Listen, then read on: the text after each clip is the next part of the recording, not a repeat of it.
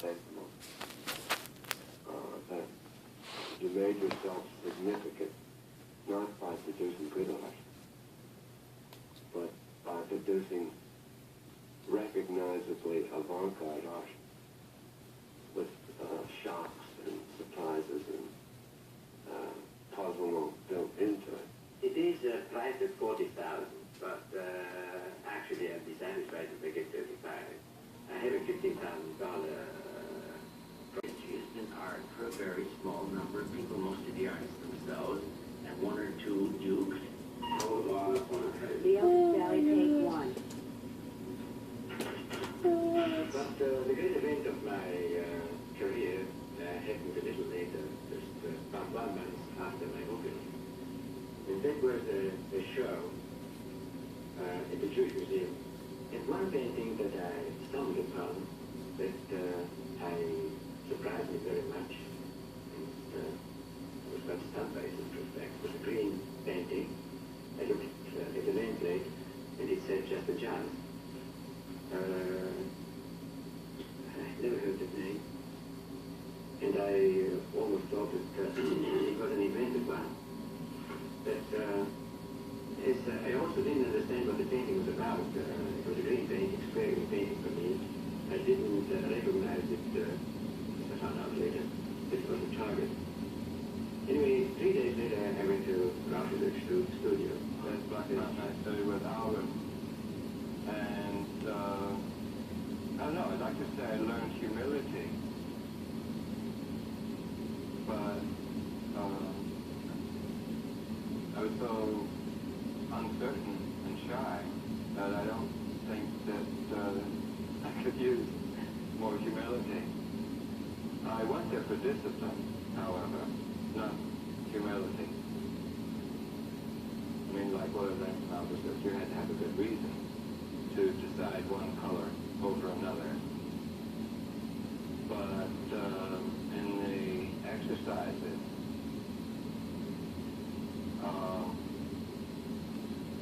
seeing the clinical tricks that was involved in color, I met a lot of nice colors. I picked arbitrarily the most difficult color that I could work with. And it was red, because red goes black very quickly. None of those early things were about negation or nihilism. They were more like celebrating the abundance of color as opposed to the swindle of color. And then gradually it just opened up. And I found like got a little closer to yellow, which made orange, and then, you know. Nobody had understood Rauschenberg, or I had been widely enthused about his show a few years before in Egan's. It was the so-called Red Show, which was a fantastic event that nobody understood. He didn't sell a single painting out of the show, except perhaps the two friends who gave him $50 so that he could go on paintings rain for a painting that would be worth now $40,000 or $50,000. One of the things I wanted to try was an all-eraser drawing. And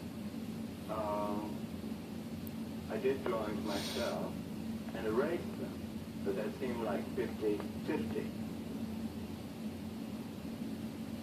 And so then I knew that I had to pull back farther, and like if it was going to be an all-eraser drawing, it had to be art in the beginning.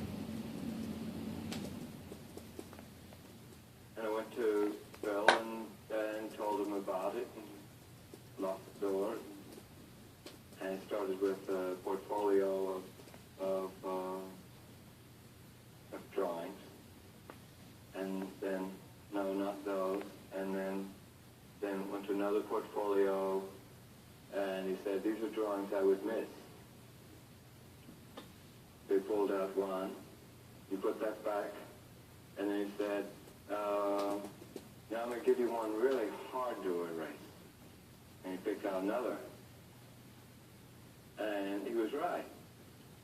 And I spent, I think, nearly 3 weeks with no fewer than 15 different kinds of erasers. And that made it real. I mean, that wasn't, I wasn't just making a few marks and rubbing them out myself. I may have said that painting relates as much to life as it does to art, or vice versa, but I don't think so. I said that you couldn't make either. And you had to work in that hole between.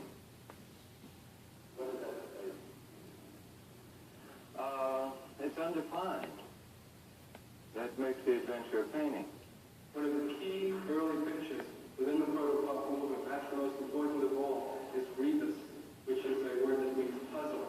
And in this single painting of Rauschenberg's, as early as 1954, there's a veritable anthology of the possibilities that are going to take over during the period that's coming up. So I prepared a ground of the newspapers, but colored sections, which happens to be the funny. So that